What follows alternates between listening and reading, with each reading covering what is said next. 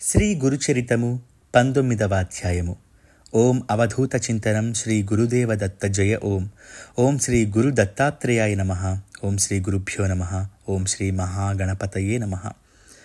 నామధారకుడు సిద్ధముని చరణములకు నమస్కరించి చేతులు జోడించుకొని, జయ జయ యోగీశ్వర, నీవు అజ్ఞానధ్వాంతమునకు మార్తాండుడవు, భవసాగర తారకుడవు.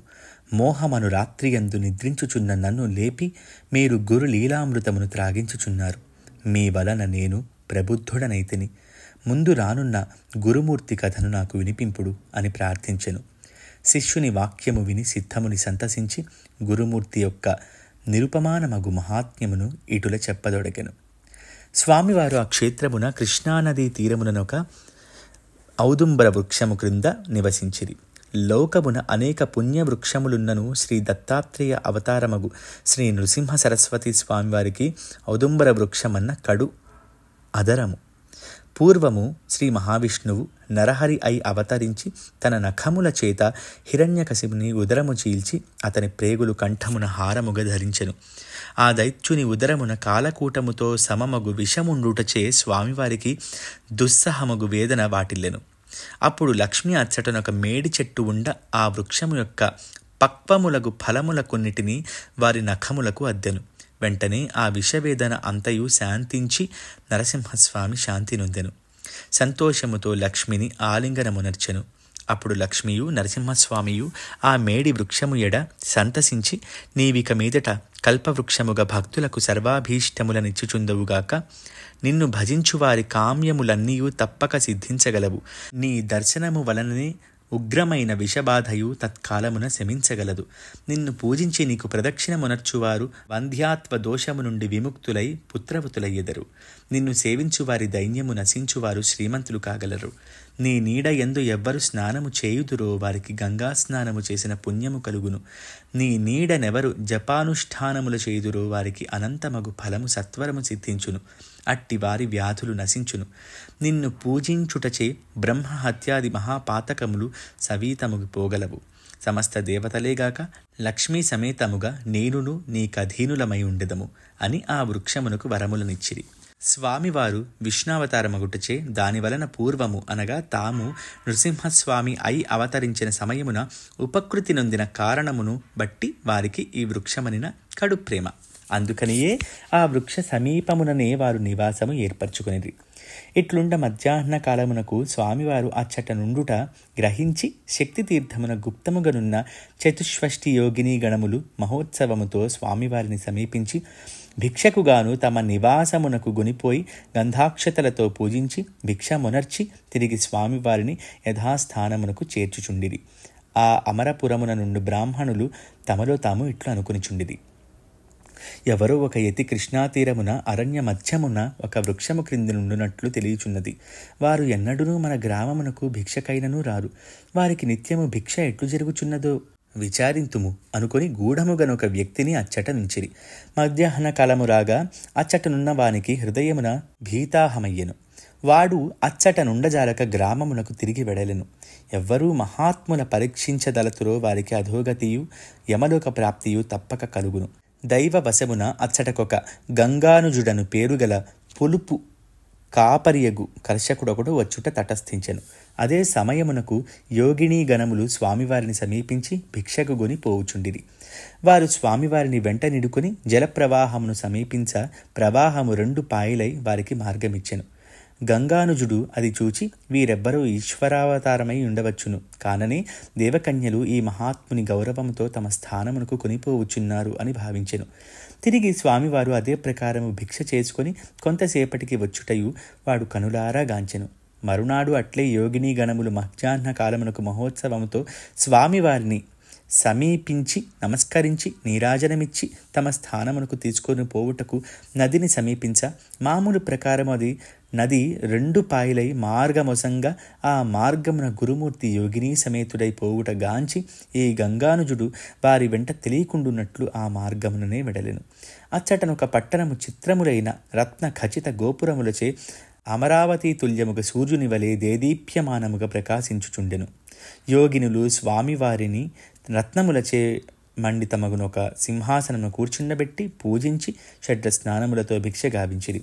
అప్పుడు ఆ గురుమూర్తి ఆ కర్షకుని చూచుట తటస్థించెను. స్వామివారు, నీవెవ్వడవు, ఎందుకొచ్చితివి అని ప్రశ్నించ అతడు, స్వామి, మీ దర్శనార్థము వచ్చితిని. పరమేశ్వర, మీరు మనుష్య మాతృలు గారు. సంసార మహాసముద్రమున మగ్నుడైన నన్ను ఉద్ధరించుడు. మీరు విశ్వతారకుడు. అజ్ఞానాంధుడనైన నాకు నేడు జ్యోతిస్వరూపులకు మీ దర్శనము దైవ వశమున ఘటించెను. నా తప్పిదము క్షమించి నన్ను కాపాడి రక్షించుడని దీనత్వముతో స్వామివారిని అతడు శరణు పొందెను. అతని భక్తికి స్వామివారు సంతసించి అతనిని ఓదార్చి, నేటితో నీ దైన్యము తొలగెను, నీ అభీష్టములన్నీయు నెరవేరగలవు. నేనీ క్షేత్రమున ఉండుదును కనుక ఇచ్చట జరిగిన విషయమును ఎవ్వరికి ప్రకటించకుము, నీకు సద్గతి లభించును అని ఆశీర్వదించిరి.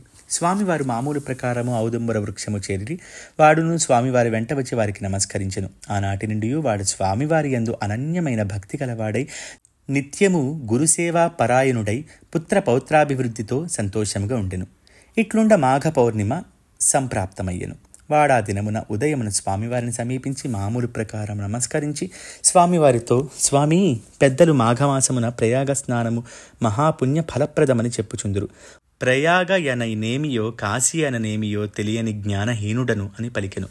వాని మాటలు విని, ఓరి, ఈ కృష్ణానది సంగమమే మనకు ప్రయాగము, కొల్హాపురమే మనకు గయ, ఇచ్చట సమీపముననున్న యుగాలము కాశీ.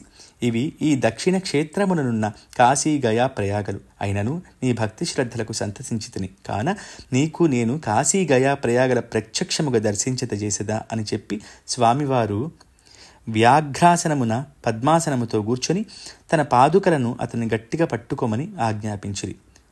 వాడు అట్లే చేశాను. కనులు మూసి తెరచునంతలో గురు శిష్యులిద్దరూ ప్రయాగయందు ఉండిరి. అచట స్నానమునొచ్చిరి. తిరిగి పూర్వపురీతిని కాశీ చేరిరి. అచట విశ్వనాథుని దర్శించిరి. అచ్చట నుండి మనోవేగము చేయి గయాక్షేత్రము చేరిరి. అచ్చటను స్నానమునర్చి సాయంకాలమునకు తిరిగి తమ నివాస స్థానమునకు ఔదుంబర వృక్ష సమీపమునకు శిష్య సమేతముగా వచ్చి చేరిరి. ఇట్లు కొంతకాలము జరిగెను. అప్పుడు స్వామివారు, ఇచ్చట నా కీర్తి వ్యాప్తమయ్యెను. నేను ఈ క్షేత్రము వదిలి మరి ఒక చోట గుప్తముగా నుండుట సమంజసమని భావించి అచ్చటనున్న అమరేశ్వరుని సమాధానపరిచి ఆ క్షేత్రము విడిచిపోవను జుక్తులు కాగా అచ్చటనున్న యోగినీ గణముల స్వామివారి సంకల్పమును గ్రహించి, స్వామి, నిత్యము మీ దర్శనము చే మా తాపములన్నీయూ నశించుచున్నవి, మమ్మలను ఉపేక్షించి పోవుట ధర్మమా అని దీనత్వముతో పలుక భక్తవత్సలుడగు స్వామివారు ఆ యోగినీ గణములతో ఇట్లు చెప్పుచుండిరి. నేను వెళ్ళినను ఈ ఉదుంబరమే నాకు నివాస స్థానము. ఇచ్చట అప్రకటముగా నుందును. ఇచ్చట ఎవరు వచ్చి ఈ ఉదుంబర వృక్షమున నన్ను పూజించుతురో వారికి మీరు కూడాను సహాయమునర్చుచుండవలయును. నా పాదుకలను ఇచ్చట స్థాపించెదను. ఈ ఉదుంబర వృక్షమును మిమ్ములను పూజించు వారి సర్వకామనలు నెరవేరగలవు. ఇచ్చట అన్నపూర్ణను స్థాపించుచున్నాను కాన ఈ క్షేత్రమున నిరంతరము బ్రాహ్మణ సమారాధనలు జరుగుచుండును. ఇచ్చటనున్న పాపనాశనము, కామ్యతీర్థము, సిద్ధతీర్థముల యందు స్నానమునర్చి 7 పర్యాయములు ఈ ఉదుంబర వృక్షమును ఎవ్వరు ఉదకముతో తడుపుదురో అట్టి వారికి వంధ్యాత్వము తొలగి దీర్ఘాయుష్మంతుడకు పుత్రుడు కలుగును. ఇచ్చట స్నానమాత్రముచే బ్రహ్మ హత్యాది మహాపాతకములు నశించును.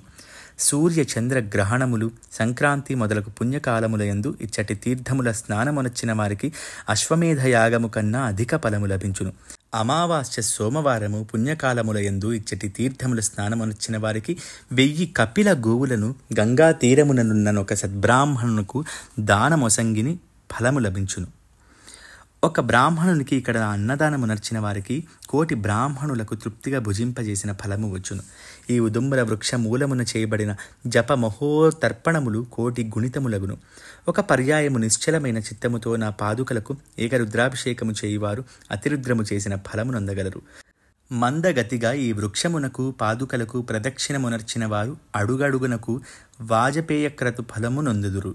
1,00,000 పర్యాయములు ఈ వృక్షమునకు ప్రదక్షిణమునర్చు వారికి కుష్ఠరోగము నశించును.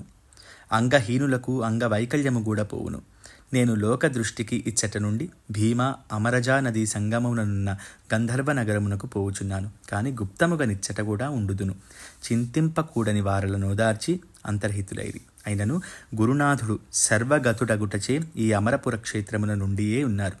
గురుమూర్తి చరిత్రము కామధేనువు వలె భక్తితో శ్రవణమునర్చు వారికి సర్వాభీష్టములను సంగు సమర్థముగాన భావికులకు ప్రతివారును స్వామివారిని సేవించి వారి వారి అభీష్ట సిద్ధి నొందుదురుగాక.